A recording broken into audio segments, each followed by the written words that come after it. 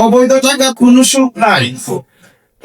আমি আসলে সকলকে কয়াম, সকলকে বুঝাইছি যারা এই আমার সাথে এরা কিছু অনেকে মতামত করছে যে না এটা আসলে আমি কিছু কইতে পারতাছি না।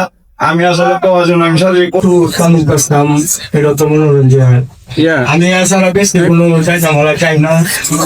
এই আমার আমিও এটিও আর কোনোদিন বেচতাম না, এবং কি আর কেউ বেচনের দিতাম না। যে আমদার নাম ধরে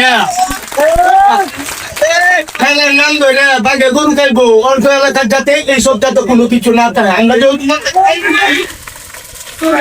অর্ধ এলাকার বাদে এইসব কোনোদিন দিতাম না। আমরা সাথে আপনারা সহযোগিতা করবেন,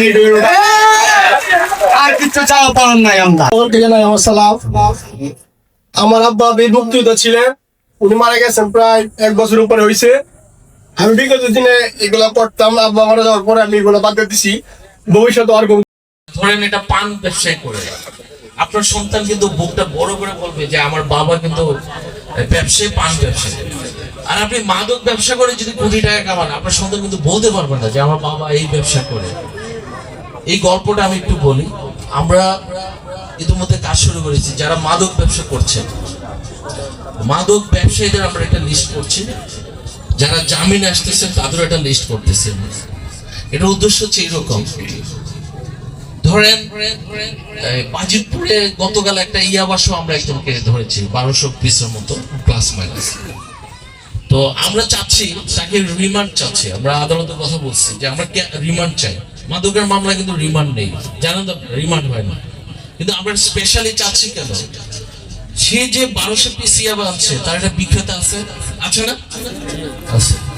সে বিক্রেতার আরেকজন বিক্রেতা আছে, আছে না? আছে। আমরা ওই চেইন বের করতে চাই। চেইনটা এই জন্য, মাদক আইনে আছে যে মাদক থাকলে তার বিরুদ্ধে মাদক মামলা হবে, কিন্তু যারা পিছনে যারা ব্যবসা করে আমরা কিন্তু তাদের চিনি, কিন্তু তাদের ধরতে পারি না। সঠিক কিনা? তাকে আমি চিনি যে সে মাস্টার মাইন্ড মাদকের, কিন্তু তাকে ধরতে পারি না।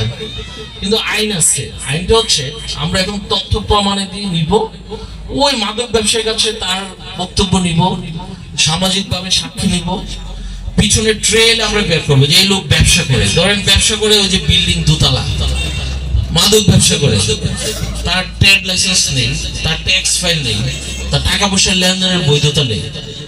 সেক্ষেত্রে মানি লন্ডারিং আইনে হচ্ছে আমরা তাদেরকে ঢুকাবো। এই আইনটা হচ্ছে অবৈধ ট্রানজেকশন, অর্থের অবৈধ ট্রানজেকশন। সেই আইনে ঢুকেলে যেটা হবে যে তার বাড়ি, তার ঘর বাজেয়াপ্ত করা হবে। আমরা ওই রাস্তায় যেতে চাই, আমরা একমত কিনা? আমরা ট্রুলি এটা করতে চাই, এবং ইতিমধ্যে এটা শুরু হয়েছে। আপনারা পাবেন, নিউজ পাবেন, আমি যদি থাকি আর আপনারা দেখবেন আদালত অর্ডার দিচ্ছে যে বাড়ি ভেঙে দেওয়া হবে। ওই জায়গায় যেতে চাই, সবাই হেল্প করবেন তো? আমরা ওই জায়গায় যেতে চাই, এটা আইনের মাধ্যমে করতে চাই। ভেঙে দেওয়া মানে কিন্তু আমি যে ইম্পার্টেন্টে ভেঙে দেবো বিষয়টাই না, আইনে বলবে যে তোমার এই সম্পদ অবৈধ এবং সেটা মানি লন্ডারিং আইনের মধ্যে আছে। পরে জাস্টিফাই করবে যে এই সম্পদের কোনো উৎস নেই এবং সম্ভাব্য অথবা প্রমাণিত মাদক ব্যবসায়ী। আমরা ওই জায়গায় যেতে চাই। কথা কি ক্লিয়ার? এটার মেসেজ হচ্ছে যারা ভাই ব্যবসা করতেছে ব্যাকগ্রাউন্ডে সাবধান, সাধু সাবধান, ঠিক আছে না? সাধু বললাম এই জন্য যে সাধু সেজে আর চলবে না মাদক ব্যবসায়, ঠিক আছে? আমরা ওই জায়গায় যেতে চাই। আমরা ইতিমধ্যে কাজ শুরু করেছি, আপনারা সহযোগিতা করবেন। এই সহযোগিতাটা কিরকম? ধরেন যে ব্যবসাটা করছে আপনি জানেন, তার তথ্য দিবেন আমাদের কাছে, ওসি সাহেবের কাছে দিবেন বা বিভিন্ন গোপনে দিবেন। সে যে ব্যবসা করে এটা প্রমাণের দায়িত্ব আমাদের। আমরা তার ব্যাংক অ্যাকাউন্ট তথ্য নিব, হ্যাঁ, খুব কঠিন কাজ না, আমরা ব্যাংকে চাইলে দিয়ে দিবে। আমরা তার হোয়াটসঅ্যাপ তথ্য নিব, তার মোবাইলে কি কথা বলে কার সাথে, এগুলো নিব।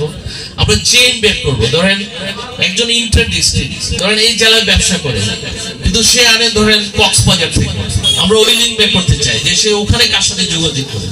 আপনারা এটা পাবেন। আমরা ব্যক্তি আইডেন্টিফাই করব, মাদকের রোড আইডেন্টিফাই করবো। এটা হচ্ছে আমাদের কাজ, এখন আমরা অলরেডি শুরু করে দিয়েছি। তো যাক, আমি আবারও বলি, এই সব যারা আজকে স্বেচ্ছায় চলে আসছে, এখানে একটা পয়েন্ট আসছে, সেটা হচ্ছে কিছু মামলা আছে। তো মামলা, আমরা তো পুলিশে চাকরি করি, মামলা কিন্তু বললে শেষ হয়ে যায় না।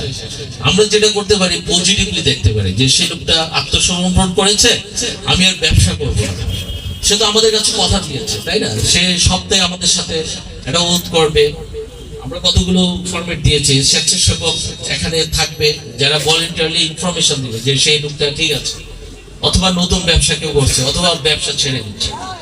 তারপরে ফিক্সড মোবাইল নাম্বার আমরা রাখতে চাই। এটা এই জন্য অনেকে বলতে পারেন যে রাষ্ট্র তো 10টা সিম নেওয়ার অধিকার দিচ্ছে, তাহলে ফিক্সড কেন?